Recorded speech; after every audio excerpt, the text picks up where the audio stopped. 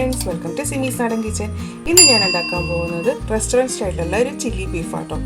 ഇത് നല്ല ടേസ്റ്റി ആയിട്ടുള്ള ഒരു ചില്ലി ബീഫാണ്. അപ്പോൾ ഇത് എങ്ങനെയാണ് ഉണ്ടാക്കുന്നത് നോക്കാം. ഇതിനായിട്ട് 250 ഗ്രാം ബീഫാണ് എടുത്തേക്കുന്നത്, 1/4 കിലോ. അത് നീളത്തിലോ അതല്ലെങ്കിൽ ക്യൂബ്സ് ആയിട്ടോ അത് ഓരോരുത്തരുടെ സൗകര്യം പോലെ അരിഞ്ഞെടുക്കാം കേട്ടോ. അപ്പോൾ ഞാനിവിടെ കുഞ്ഞിതായിട്ട് നീളത്തിലാണ് അരിഞ്ഞേക്കുന്നത്. ഇനി ഇതിലേക്ക് വേണ്ടത് ഒരു ചെറിയ ക്യാപ്സിക്കം, 2 സവാള, ഒരു ചെറിയ കഷ്ണം ഇഞ്ചി, 15 വെളുത്തുള്ളി, 3 പച്ചമുളക്. ഇതെല്ലാം ഒന്ന് അരിഞ്ഞെടുക്കണം. അപ്പോൾ അരിയുമ്പോൾ ഇതെല്ലാം വലുതായിട്ടാണ് അരിഞ്ഞെടുക്കേണ്ടത്. അപ്പോൾ ഞാൻ ആ പച്ചക്കറികളെല്ലാം അരിഞ്ഞെടുത്തിട്ടുണ്ട്. ഇതുപോലെ ക്യൂബ്സ് ആയിട്ടാണ് അരിഞ്ഞേക്കുന്നത് കേട്ടോ. ഇഞ്ചിയും വെളുത്തുള്ളിയൊക്കെ പൊടിയായിട്ടാണ് അരിഞ്ഞേക്കുന്നത്. പച്ചമുളക് ഇതുപോലെ വട്ടത്തിലാണ് അരിഞ്ഞേക്കുന്നത്.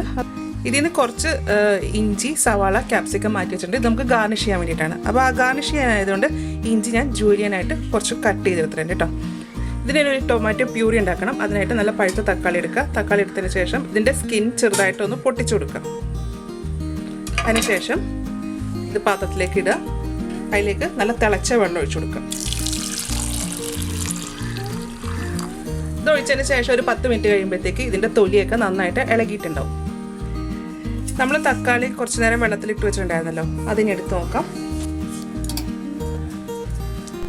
ഇതുപോലെ തൊലി പൊട്ടി വന്നിട്ടുണ്ട്. ഇനി ഇതിൻ്റെ സ്കിൻ കളയണം. ഇതുപോലെ ഇളക്കി കളയാം. ഇതുപോലെ തൊലി കളഞ്ഞതിന് ശേഷം നമ്മുടെ മിക്സിയുടെ ജാറിലേക്ക് ഇട്ടിട്ട് ഇത് നന്നായിട്ടൊന്ന് അടിച്ചെടുക്കുക. നല്ല പേസ്റ്റ് പോലെ അരച്ചെടുക്കുക. ഇതുപോലെ ഇനി നമുക്ക് കറി ഉണ്ടാക്കി തുടങ്ങാം. ബീഫ് വേവിക്കാൻ വേണ്ടിയിട്ട് ഇത് നമുക്ക് കുക്കറിലേക്ക് ഇടാം. ഇതിലേക്ക് കുറച്ച് ഉപ്പ്,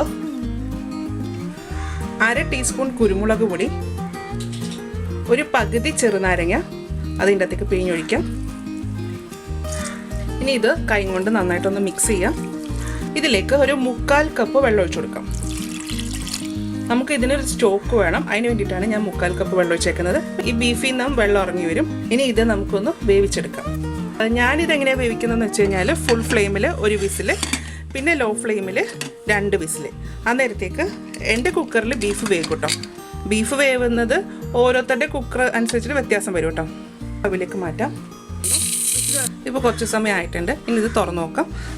ബീഫ് നന്നായിട്ട് വെന്തിട്ടുണ്ട്. ഇനി ഇതിൽ നിന്ന് ഈ ബീഫും സ്റ്റോക്കും കൂടെ സെപ്പറേറ്റ് ആയിട്ട് മാറ്റി വെക്കാം. ഇനി ഇതുണ്ടാക്കാൻ വേണ്ടി പോപ്പാനോ അല്ലെങ്കിൽ ഒരു കടായിയോ ചൂടാക്കാൻ വെക്കാം. ഇതിലേക്ക് 3 ടേബിൾ സ്പൂൺ റിഫൈൻഡ് ഓയിൽ ഒഴിച്ചു കൊടുക്കാം. ഞാൻ യൂസ് ചെയ്യുന്നത് സൺഫ്ലവർ ഓയിലാണ്. ഇതുണ്ടാക്കാൻ വേണ്ടി വെളിച്ചെണ്ണ ഉപയോഗിക്കരുത് കേട്ടോ. 1/2 ടീസ്പൂൺ നല്ലെണ്ണ. ഇതിൽ നല്ലെണ്ണ ഒഴിക്കുമ്പോഴത്തേക്കാണ് നമ്മളൊരു ചൈനീസ് ഫ്ലേവർ കിട്ടുന്നത്. ഇനി ഇതിലേക്ക് ഇഞ്ചി വെളുത്തുള്ളി ചേർക്കാം. ഇനി സ്റ്റൗവിൻ്റെ ഫ്ലെയിം നല്ല ഹൈ ആയിരിക്കണം. ഈ ഹൈ ഫ്ലെയിമിലിട്ട് തന്നെയാണ് ഇതെല്ലാം ഇനി വഴറ്റിയെടുക്കുന്നത്. പച്ചമുളക് ഇതൊന്നും ബ്രൗൺ നിറമൊന്നും ആകണ്ട, ചെറുതായിട്ടൊന്ന് വാടി വെച്ചാൽ മാത്രം മതി. ഇതിലേക്ക് സവാള ചേർക്കാം. സവാള ഒന്ന് ട്രാൻസ്പെറൻ്റ് ആവണം. അപ്പോൾ ഇതെല്ലാം ഹൈ ഫ്ലെയിമിലിട്ട് തന്നെ വഴറ്റിയെടുക്കണം കേട്ടോ. കഴിക്കുമ്പോൾ ഒരു ക്രഞ്ചി ആയിട്ടിരിക്കണം. ഇതിലേക്ക് ക്യാപ്സിക്കം ഇടാം. അതിൻ്റെ കൂട്ടത്തിലേക്ക് തന്നെ നമ്മൾ വേവിച്ച് വെച്ചിരിക്കുന്ന ബീഫ് ചേർക്കാം. ഇതിലേക്ക് കുറച്ച് ഉപ്പ് ഇട്ട് കൊടുക്കാം. 1/4 ടീസ്പൂൺ കുരുമുളക്. ഇനി ഇതൊന്നും നന്നായിട്ട് വഴറ്റിയെടുക്കാം. നന്നായിട്ടൊന്ന് വഴന്നിട്ടുണ്ട്. ഇനി ഇതിലേക്ക് നമ്മൾ അരച്ച് വെച്ചിരിക്കുന്ന തക്കാളി ചേർക്കാം. ഇത് മിക്സ് ചെയ്യാം. കുറച്ച് ഗ്രേവി വേണം. ഗ്രേവിക്ക് വേണ്ടിയിട്ട് ഞാൻ എടുത്തേക്കണം ബീഫ് വേവിച്ച വെള്ളം തന്നെയാണ് കേട്ടോ. അപ്പോൾ ബീഫിൻ്റെ സ്റ്റോക്ക് എടുത്തിട്ടുണ്ട്. അപ്പോൾ നമുക്ക് എത്ര ഗ്രേവി വേണമെന്ന് വെച്ചാൽ അതനുസരിച്ചിട്ടാണ് വെള്ളം എടുക്കേണ്ടത്. വെള്ളം ഒഴിച്ചു കൊടുക്കാം. ഇതൊരു 1 കപ്പുണ്ട്, അതൊഴിക്കാം. അപ്പം ഞാനിതിലേക്ക് 1.25 കപ്പ് വെള്ളമാണ് ഒഴിച്ചേക്കുന്നത്. ഇനി ഇതിലേക്ക് 1.5 table spoon soya sauce, 1 table spoon chilli sauce. ഇപ്പോൾ റെഡ് ചില്ലി ആണെങ്കിലും കുഴപ്പമില്ല കേട്ടോ. ഇനി ഇത് നന്നായിട്ടൊന്ന് തിളച്ച് വരണം. ആയിട്ട് തിളച്ചിട്ടുണ്ട് കേട്ടോ. നിങ്ങൾക്ക് ഇത്രയും ഗ്രേവി വേണ്ടാന്നുണ്ടെങ്കിൽ ഇത്രയും വെള്ളം ചേർക്കേണ്ട ആവശ്യമില്ല. ഇനി ഈ ഗ്രേവി തിക്കാക്കി എടുക്കാൻ വേണ്ടിയിട്ട് 1/4 ടേബിൾ സ്പൂൺ കോൺഫ്ലവർ എടുത്തിട്ട് അതിലേക്ക് 1/4 കപ്പ് വെള്ളം ഒഴിച്ചു. തണുത്ത വെള്ളമാണ്. അതൊഴിച്ചിട്ട് നന്നായിട്ട് കലക്കിയെടുത്തു. അത് ഇതിലേക്ക് ചേർക്കാം. ഈ കോൺഫ്ലവർ ചേർക്കുമ്പോഴത്തേക്കാണ് ഈ ഗ്രേവിക്ക് ഒരു തിക്നെസ് വരുന്നതും പിന്നെ കാണാൻ ഒരു ഗ്ലേസിങ് ഒക്കെ വരുന്നതും. ഇനി ഇത് ചൂടാകുമ്പോഴാണ് അതങ്ങനെ കുറച്ച് തിക്കായിട്ട് വരുന്നത്.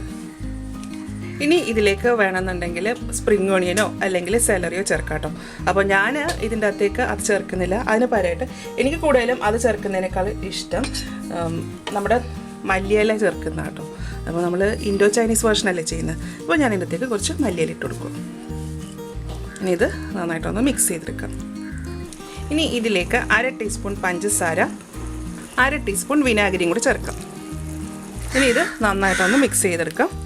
ഇത് കണ്ടോ, ഇതിപ്പോൾ ചൂടായപ്പോൾ നമ്മുടെ കറി നന്നായിട്ട് കുറുകി വന്നിട്ടുണ്ട്. അതുപോലെ ഗ്രേവിക്ക് ഒരു നല്ലൊരു ഗ്ലേസിങ് ഒക്കെ ആയിട്ടുണ്ട് കേട്ടോ. ഇനി നമുക്ക് സ്റ്റവ് ഓഫ് ചെയ്യാം. ഇനി ഇതിലേക്ക് ഞാൻ ഗാർണിഷ് ചെയ്യാൻ വേണ്ടിയിട്ട് കുറച്ച് ക്യാപ്സിക്കം, സവാള, ഇഞ്ചി മാറ്റി വെച്ചിട്ടുണ്ടായിരുന്നു, അതുകൂടെ ചേർക്കാം. ഇനി ഇതെല്ലാം കൂടെ നന്നായിട്ടൊന്ന് മിക്സ് ചെയ്തെടുക്കാം. ഇനി ഇതൊരു സെർവിങ് ബൗളിലേക്ക് മാറ്റാം. ഞാൻ ആ കറി ഒരു പ്ലേറ്റിലേക്ക് മാറ്റിയിട്ടുണ്ട്. ഇത് നല്ല ടേസ്റ്റി ആയിട്ടുള്ള ഒരു ചില്ലി ബീഫാണ്. ബീഫ് വേവിക്കുന്ന ഒരു താമസം മാത്രമേ ഉള്ളൂ. ബീഫ് വേവിച്ച് കഴിഞ്ഞാൽ പിന്നെ ബാക്കിയുള്ള കാര്യങ്ങളെല്ലാം പെട്ടെന്നായിട്ട് നമുക്ക് ഉണ്ടാക്കിയെടുക്കാൻ പറ്റും. അപ്പോൾ ഇതുപോലെ എല്ലാവരും ഒന്ന് ഉണ്ടാക്കി നോക്കുക. ഉണ്ടാക്കി നോക്കിയിട്ട് ഇതിൻ്റെ അഭിപ്രായം എൻ്റെ കമൻറ്റ് ബോക്സിൽ ഇടുക. എൻ്റെ ചാനൽ ആദ്യമായിട്ടാണ് കാണുന്നതെങ്കിൽ സബ്സ്ക്രൈബ് ചെയ്യുക. വീഡിയോ ഇഷ്ടമായിരുന്നുണ്ടെങ്കിൽ ലൈക്ക് ചെയ്യുക, ഷെയർ ചെയ്യുക. അപ്പോൾ ഇനി അടുത്ത ദിവസം അടുത്ത റെസിപ്പി ആയിട്ട് കാണാം. Thank you.